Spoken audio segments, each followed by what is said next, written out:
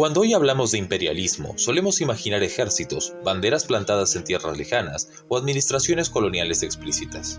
Sin embargo, el imperialismo del siglo XIX fue, ante todo, un fenómeno económico antes que militar y estructural antes que ideológico.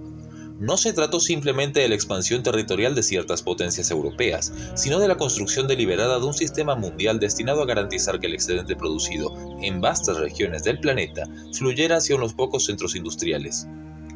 Comprender este proceso no es clave solo para entender el pasado, sino también para interpretar ciertas dinámicas del presente que, aunque adopten un lenguaje distinto, persiguen objetivos sorprendentemente similares. Antes de meternos de lleno en este recorrido histórico, te invito a suscribirte al canal, dejar tu like y comentar qué temas te gustaría que abordemos en esta serie. Estos contenidos se sostienen gracias a una comunidad que piensa la historia con espíritu crítico, y tu participación es fundamental. El imperialismo del siglo XIX no puede separarse de la revolución industrial. La mecanización de la producción en Inglaterra y Europa generó una demanda creciente de materias primas baratas y mercados estables para absorber el excedente industrial. Algodón, caucho, carbón, minerales, alimentos. La industria moderna requería flujos constantes de recursos que Europa no podía producir por sí sola. Al mismo tiempo, la expansión de la producción hacía insuficientes los mercados internos. El imperialismo surgió, así, como una respuesta sistémica a una contradicción central del capitalismo industrial. A diferencia de muchos imperios antiguos, que tendían a integrar políticamente a los territorios conquistados, el imperialismo moderno se caracterizó por la desintegración funcional de las economías locales. Las colonias no debían desarrollarse de manera integral, sino especializarse. Cada territorio fue reorganizado para producir uno o dos bienes exportables, destruyendo o subordinando economías locales más complejas. Esta especialización forzada garantizaba dependencia estructural, sin industria propia, sin control sobre los precios y sin capacidad de decisión real. El caso de la India bajo dominio británico es ilustrativo. Antes de la colonización, la India era uno de los principales centros textiles del mundo. Sus manufacturas competían con éxito en los mercados europeos. La dominación británica no potenció esa capacidad, la destruyó. Mediante impuestos discriminatorios, regulaciones y prohibiciones, la industria textil india fue deliberadamente desmantelada. La India pasó a exportar algodón en bruto e importar textiles manufacturados desde Inglaterra. El resultado fue una economía deformada, dependiente y socialmente frágil.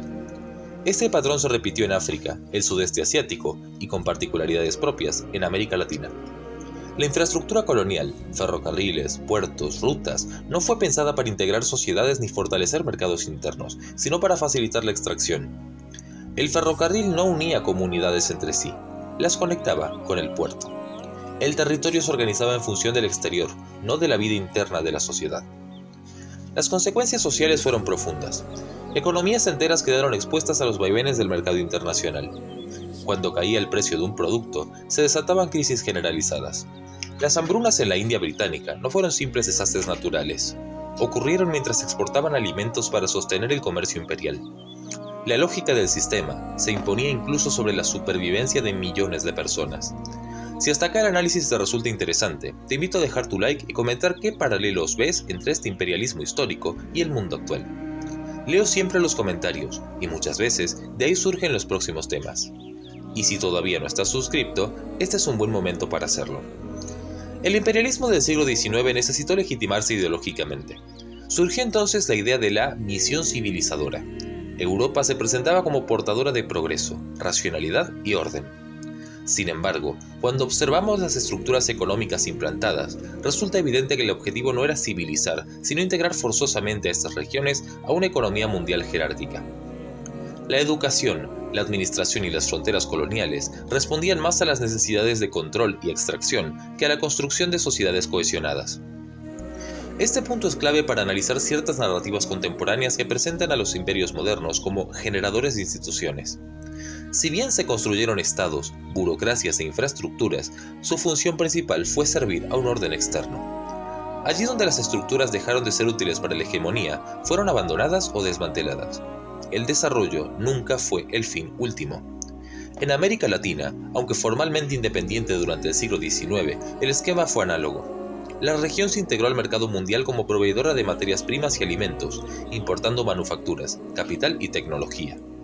Las élites locales, profundamente influidas por el liberalismo económico, aceptaron este rol como natural. La independencia política convivió, así, con una dependencia económica persistente. Aquí aparece una paradoja central del liberalismo histórico. Mientras proclamaba la libertad de las naciones y los individuos, promovía estructuras económicas que consolidaban jerarquías globales. El libre comercio no fue un intercambio entre iguales, sino una relación profundamente asimétrica. La libertad funcionó como abstracción legitimadora de relaciones concretas de poder. Este esquema no desapareció con el fin formal de los imperios coloniales. En el siglo XX, y especialmente después de la Segunda Guerra Mundial, emergió una nueva forma de hegemonía global, con Estados Unidos como potencia central. A diferencia de los imperios europeos clásicos, esta hegemonía se presentó no como imperio, sino como garante del orden internacional, la democracia y el libre mercado. Es en este contexto donde surge el neoconservadurismo estadounidense, una corriente influyente tanto en sectores republicanos como demócratas. Su núcleo no es meramente ideológico, sino geopolítico, la convicción de que la estabilidad mundial depende de una hegemonía norteamericana incuestionada. Bajo este marco, la intervención económica, política o incluso militar se justifica como necesidad histórica. El paralelismo con el imperialismo del siglo XIX es evidente. Allí donde las potencias europeas hablaban de civilización, el neoconservadurismo habla de democracia. Allí donde antes se construían colonias formales, hoy se promueven economías dependientes, endeudadas y abiertas unilateralmente. El objetivo no es necesariamente ocupar territorios, sino configurar estructuras de dependencia que limiten la autonomía real de los estados. La promoción de modelos económicos basados en la apertura irrestricta, la desindustrialización y la primarización no es un accidente. Al igual que en el siglo XIX, una economía dependiente es más previsible, más controlable y menos capaz de disputar poder. La hegemonía moderna no necesita virreyes, necesita reglas, mercados y deudas.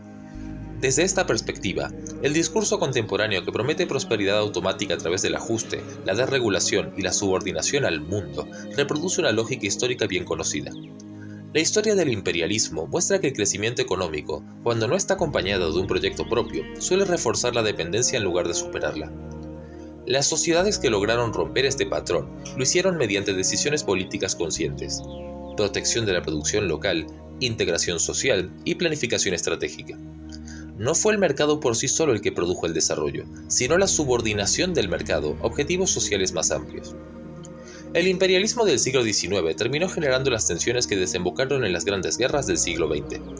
El actual orden global, aunque distinto en sus formas, enfrenta contradicciones similares. Comprender este pasado no es un ejercicio académico, es una herramienta para pensar el presente sin ingenuidad. Si este recorrido por el imperialismo y sus continuidades te ayudó a pensar el mundo actual con más herramientas históricas, te invito a suscribirte al canal, dejar tu like y compartir el video. Comenta qué parte te resultó más significativa o qué proceso histórico te gustaría que analicemos en profundidad. Gracias por llegar hasta acá. Entender la historia no cambia el pasado, pero sí cambia las decisiones que tomamos como sociedad. Nos vemos en el próximo video. Y como siempre decimos, primero la patria, luego el movimiento y por último, los hombres.